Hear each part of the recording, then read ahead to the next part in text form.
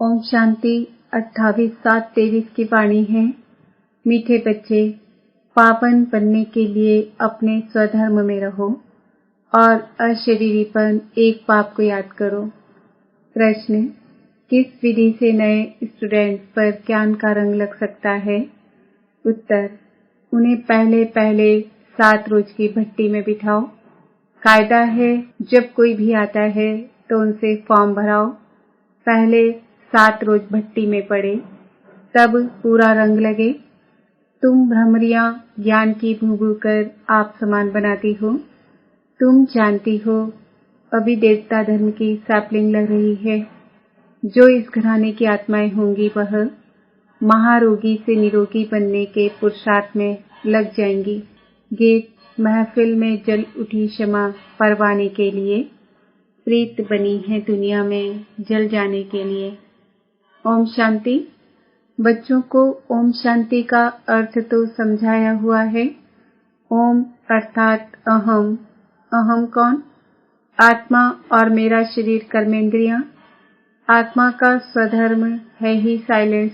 आत्मा किसकी संतान है? कहेंगे परम पिता परमात्मा की। वह भी साइलेंस है। आत्माएं साइलेंस वर्ल्ड शांति धाम में रहती है, फिर पाठ बजाने टॉकी वर्ल्ड में आती है। अब बेहद का बाप कहते हैं, हे बच्चे, अपने स्वधर्म में रहो, अशरीरी होकर बैठो, बाप को याद करो। उस बाप को क्षमा भी कहते हैं। अब यह है महफिल पतित मनुष्यों की। इस समय यह पतित दुनिया है, मनुष्य मात्र पतित हैं। समझाया गया है, सतयुग में भारत पावन था। गृहस्थ धर्म कहा जाता है, जिसको सुखधाम कहते हैं।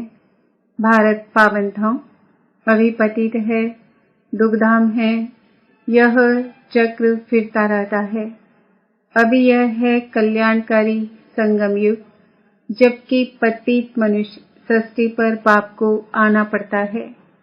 पतित मनुष्य सृष्टि को पावन बनाने पुरानी दुनिया से नई दुनिया बाप रचता ही बनाते हैं, जिसको परम पिता परमात्मा कहा जाता है। सब भक्तों का भगवान एक है, तो बाप कहते हैं मुझे भी पतित दुनिया, पतित शरीर में आना पड़ता है। परम धाम से एक ही बार आता हूँ, भारत को पावन दैवी राज्य बनाने। इस वर्ल्ड की हिस्ट्री ज्योग्राफी को कोई नहीं जानते, क्योंकि सब नास्तिक हैं। एक भी आस्तिक मनुष्य नहीं। बाप को न जानने के कारण निधन के बन पड़े हैं। आपस में लड़ते झगड़ते रहते हैं। घर घर में कितनी अशांति है। सत्युग आदि में वन ऑलमाइटी अथॉरिटी देवी देवता राज्य था, सुखधाम था। फिर दुखधाम कैसे बना, यह कोई नहीं जानते। ज्ञान है ब्रह्म का दिन, भक्ति है ब्रह्म की रात। सन्यासी लोग कहते हैं ज्ञान, भक्ति और वैराग्य। अब वह तो घर बार छोड़ जंगलों में चले जाते हैं, वैराग्य आ जाता है। वह है रजोगुणी संन्यास, यह है सतो प्रधान संन्यास। इस पाप आत्माओं की दुनिया में एक भी पुण्य आत्मा नहीं, तो यह खेल सारा भारत पर है। भारत सोने की चिड़िया था। भारत में सोना और हीरे बहुत अथाह थे। अब वह तो घर बार छोड़ जंगलों में चले जाते हैं, वैराग्य आ जाता है। वह है रजोगुणी संन्यास, यह है सतो प्रधान संन्यास। इस पाप आत्माओं की दुनिया में एक भी पुण्य आत्मा नहीं, तो यह खेल सारा भारत पर है। भारत सोने की चिड़िया था। भारत में सोना और हीरे बहुत अथाह थे। सोने के महल बनते थे और हीरे जवाहरों की जड़त होती थी। अभी तो भारत कौड़ी जैसा बना हुआ है, फिर उनको हीरे जैसा बाप ही बनाते हैं। तुम जानते हो, हम मनुष्य से देवता बन रहे हैं। अभी वह बाप पतितों की महफिल में आए हैं। मनुष्य समझते हैं पतित पावनी गंगा है, स्नान करने जाते हैं, फिर भी कोई पाप आत्मा से पुण्य आत्मा नहीं बनते। फिर साल 22 साल जाकर गंगा स्नान करते हैं, इस समय कोई भी पावन नहीं है। जब तक पावन बनाने वाला बाप न आए तब तक पावन बन ना सके। पावन बनाते हैं गीता का भगवान। वह भगवान तो सभी आत्माओं का बाप एक ही है। ऐसे नहीं कि सब भक्त भगवान हैं, वह सर्वव्यापी भगवान है। यह तो भगवान की ग्लानि करते हैं। इसलिए यदा यदा ही धर्मस्य ग्लानिर् भवति भारत, यह भारत के लिए ही गाया हुआ है। जो बाप आकर भारत को हीरे जैसा बनाते हैं, उनकी कितनी निंदा करते हैं। ऋषि मुनि फिर कहते आए, रचता और रचना बेअंत है, अथवा नेति नेति है, हम नहीं जानते। और आजकल के मनुष्य फिर कह देते सर्वव्यापी है। बाप कहते हैं, ऐसे जब बन जाते हैं तब मैं आकर पापात्मा से पुण्यात्मा देवता बनाता हूँ। सबका सद्गति दाता है ही एक, वही आकर पतित से पावन बनाए लायक बनाते हैं। बच्चों को वर्षा देते हैं।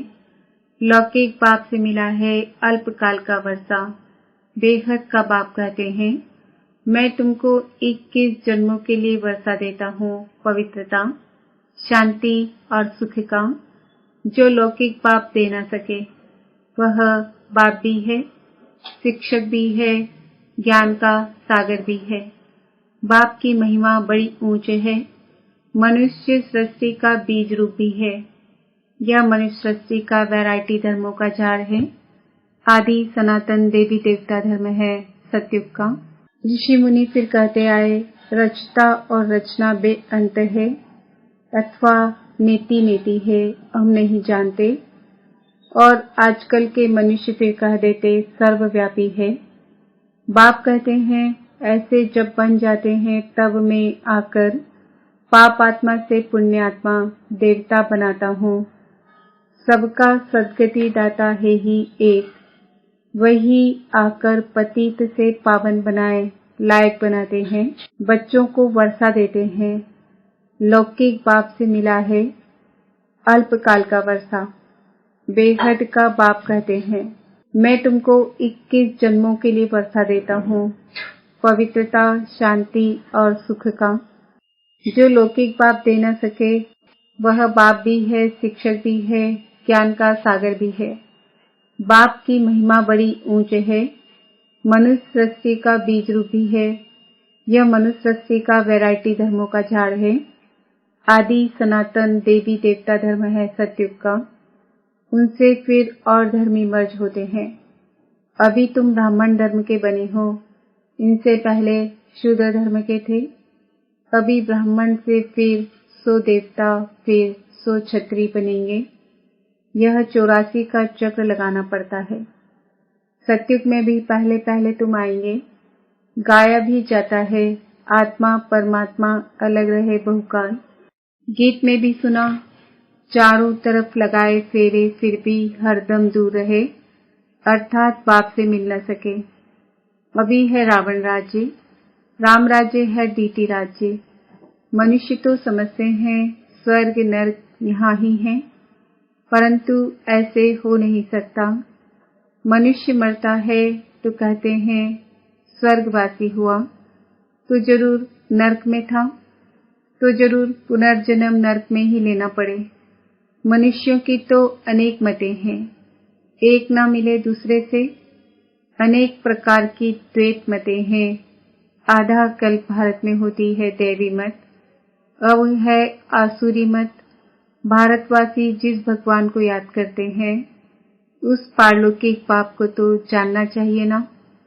अभी भारत कौड़ी मिसल है, उनको हीरे जैसा बनाना है। गांधी अथवा नेहरू भी चाहते थे भारत में वर्ल्ड ऑलमाइटी अथॉरिटी राम राज्य हो। समझते हैं कोई समय भारत में था, अभी नहीं है, इसलिए राम राज्य की कोशिश करते हैं, परंतु यह कोई मनुष्य के हाथ में नहीं है। तुम हो ब्राह्मण, प्रजापिता ब्रह्मा की संतान, निराकार आत्माएं हैं परमपिता परमात्मा की संतान। वर्षा है ब्रह्मा कुमार कुमारियों को। ब्रह्मा को भी वर्षा शिव बाबा से मिलता है। यह भी भाई हो गया। बच्चे सब है भाई भाई, तो जरूर एक बाप है सब आत्माओं का। अभी तुम ब्रह्मा की मुखवंशावली ब्राह्मण आपस में भाई बहन ठहरे। तुमको वर्षा मिलता है दादे से। दादे के वर्षे पर सभी आत्माओं का हक है, चाहे स्त्री चाहे पुरुष के चोले में हो। लौकिक दादे का वर्षा सिर्फ बच्चों को मिलता है। यह तो बेहद का बाप है ना। भारतवासियों को सत्युग त्रेता में बेहद के बाप से 21 पीढ़ी का बहुत सुख मिला हुआ है। तुम 84 के चक्र को अभी समझ गए हो। बाप कहते हैं, मैं गाइड बनकर आया हूँ तुम सबको ले जाने। तुम ही पहले पहले आए थे, अभी लास्ट में भी तुम हो। फिर पहले पहले तुम ही मनुष्य से देवता बनने वाले हो। देवी देवता धर्म वाले ही 84 जन्म लेते हैं, फिर नंबरवार सबके कम जन्म होते जाते हैं और धर्म वालों के जरूर कम जन्म होंगे। अभी वह आदि सनातन देवी देवता धर्म नहीं है, फिर से स्थापन हो रहा है। तुम जानते हो इब्राहिम फिर कब आएगा, क्राइस्ट कितने समय बाद आएगा। यह वर्ल्ड की हिस्ट्री ज्योग्राफी मनुष्य ही तो जानेंगे ना। बाप समझाते हैं, जब सभी पाप आत्मा बन जाते हैं तब मैं आकर पुण्य आत्मा बनाता हूँ। जो कल्प पहले बने थे उनका सैपलिंग लगा रहा हूँ। सतयुग में था ही एक धर्म, अभी तो कलयुग में अनेक धर्म हैं। पतित आत्माओं की महफिल है। बाप आते हैं सबको पावन बनाने। सदगति देने वाला वही एक है। माया रावण दुर्गति करती है, इसलिए देवताओं के आगे जाकर गाते हैं, मैं निर्गुण हारे में कोई गुण नहीं। बाप आकर पतित से पावन बनाए, दैवी गुणों वाला बनाते हैं। अभी तुम देवी गुण धारण करते जाते हो, फिर भारत में दैवी राज्य बन जाएगा। अभी यह दुनिया बदल रही है। तुम हो बेहद के सन्यासी, उन्हों का है हद का वैराग्य, यह है बेहद का वैराग्य। तुम सारी पुरानी सृष्टि को भूल अपने बाप को याद कर वर्षा लेते हो। बाप कहते हैं, मुझे याद करेंगे तो उस याद अथवा योग अग्नि से विकर्म विनाश होंगे, फिर तुम विकर्माजीत बनेंगे। बाबा ने समझाया है, जब कोई 4-5 इकट्ठे आते हैं तो फॉर्म अलग अलग भराओ तो मालूम पड़े कि वह किस धर्म का है। अनेक धर्म अनेक मतें हैं ना। देवी देवता धर्म वालों को ही तीर लगेगा। कराची में हमेशा अलग अलग समझाते थे। फॉर्म भराने का कायदा भी जरूरी है। 7 रोज भट्टी में पड़ना पड़े, क्योंकि महारोगी बन पड़े हैं। तुम बच्चे भ्रमरिया हो, बू बू कर आप समान बनाना पड़ता है। देवता धर्म वालों की ही सैपलिंग लगेगी। बच्चों को युक्तियां भी सीखनी है। बोलो, 7 रोज जब समझो तब मुलाकात हो सकेगी और तुम पर रंग भी तब लगेगा। तुम सभी ब्रह्मा कुमार कुमारियां हो। मनुष्य इतना भी नहीं पूछते, इतने ब्रह्मा कुमार कुमारियां क्या है, कौन है। अरे प्रजापिता ब्रह्मा की संतान तो जरूर ब्रह्मा कुमार कुमारियां कहेंगे ना। क्रिमिनल असॉल्ट हो न सके। यह है राजयोग, गॉडफादरली यूनिवर्सिटी। भगवान वाच, मैं तुमको राजाओं का राजा बनाता हूँ। अच्छा, मीठे मीठे सिकील दे बच्चों प्रति माता पिता बाप दादा का याद प्यार और गुड मॉर्निंग। रूहानी बाप की रूहानी बच्चों को नमस्ते। हम रूहानी बच्चों की रूहानी बाप दादा को याद प्यार गुड मॉर्निंग नमस्ते ओम शांति। धारणा के लिए मुख्य सार, विकर्माजीत बनने के लिए सारी पुरानी दुनिया से बेहद का वैराग्य कर इसे भूल एक बाप की याद में रहना है। भ्रमरी मिसल ज्ञान रंग लगाने की सेवा करनी है। युक्ति से महारोगियों को निरोगी, नास्तिक को आस्तिक बनाना है। वरदान, सदा साक्षी स्थिति में स्थित रह, निर्लेप अवस्था का अनुभव करने वाले सहज योगी भव। जो देह के संबंध और देह से साक्षी अर्थात न्यारे है, वह इस पुरानी दुनिया से भी साक्षी हो जाते हैं। वे संपर्क में आते हुए देखते हुए भी सदा न्यारे और प्यारे रहते हैं। यह स्टेज ही सहज योगी का अनुभव कराती है। इसी को कहते हैं साथ में रहते हुए भी निर्लेप। आत्मा निर्लेप नहीं है, लेकिन आत्माभिमानी स्टेज निर्लेप अर्थात माया के लेप व आकर्षण से परे है। इस अवस्था में रहने वाले माया के वार से बच जाते हैं।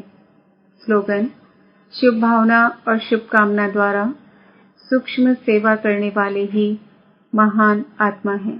मातेश्वरी जी के महावाक्य: परमात्मा एक है, बाकी सर्व मनुष्यात्माएं हैं। अब यह तो सारी दुनिया जानती है कि परमात्मा एक है, वो सर्वशक्तिवान है, जानी जाननहार है। ऐसे तो सारी दुनिया खुद भी कहती है हम परमात्मा की संतान हैं। परमात्मा एक है, भल कोई धर्म वाला हो वो भी परमात्मा को ही मानते हैं। वो भी अपने को परमात्मा द्वारा भेजा हुआ संदेशवाहक समझते हैं। ऐसे ही संदेश लेकर अपने अपने धर्म की स्थापना करते हैं। जैसे गुरु नानक ने भी परमात्मा की इतनी बड़ाई की। एको ओंकार सतनाम। एको ओंकार का अर्थ है परमात्मा एक है। सतनाम अर्थात उसका नाम सत्य है। तो गोया परमात्मा नाम रूप वाला भी है, अविनाशी है, अकाल मूर्त भी है, तो फिर कर्ता पुरुष भी है। माना वो खुद अकर्ता होते हुए भी कैसे ब्रह्मा तन द्वारा कर्ता पुरुष भी बनता है। अब यह सारी महिमा एक परमात्मा की है। अब मनुष्य इतना समझते हुए फिर भी कहते हैं ईश्वर सर्वत्र है। अहम आत्मा सो परमात्मा है। अगर सभी परमात्मा ठहरे फिर एक ओंकार यह महिमा किस परमात्मा की करते हैं? यही सबूत है कि परमात्मा एक है। डायरेक्ट ईश्वरीय ज्ञान से सफलता। यह जो अपने को अविनाशी ज्ञान मिल रहा है वो डायरेक्ट ज्ञान सागर परमात्मा द्वारा मिल रहा है। इस ज्ञान को हम ईश्वरीय ज्ञान कहते हैं, क्योंकि इस ज्ञान से मनुष्य आदि मध्य अंत सुख पाते हैं, अर्थात जन्म जन्मांतर दुख के बंधन से छूट जाते हैं, कर्म बंधन में नहीं आते। इसलिए ही इस ज्ञान को अविनाशी ज्ञान कहा जाता है। अब यह ज्ञान सिर्फ एक ही अविनाशी परमपिता परमात्मा द्वारा हमें प्राप्त होता है, क्योंकि वो खुद अविनाशी है। बाकी तो सब मनुष्यात्माएं जन्म मरण के चक्र में आने वाली है। इसलिए उनसे मिला हुआ ज्ञान हमें कर्म बंधन से छुटकारा देने वाला नहीं है। इस कारण उन्होंने ज्ञान को मिथ्या ज्ञान अथवा विनाशी ज्ञान कहेंगे। लेकिन यह देवताएं सदा अमर है, क्योंकि इन्होंने अविनाशी परमात्मा द्वारा यह अविनाशी ज्ञान प्राप्त किया है। तो इससे साबित है कि परमात्मा भी एक है, तो उसका ज्ञान भी एक है। इस ज्ञान में दो मुख्य बातें बुद्धि में रखनी है। एक तो इसमें विकारी कलयुगी संग दोष से दूर होना है, और दूसरी बात कि मलेच्छ खान पान आदि की परहेज रखनी है। इस परहेज रखने से ही जीवन सफल होती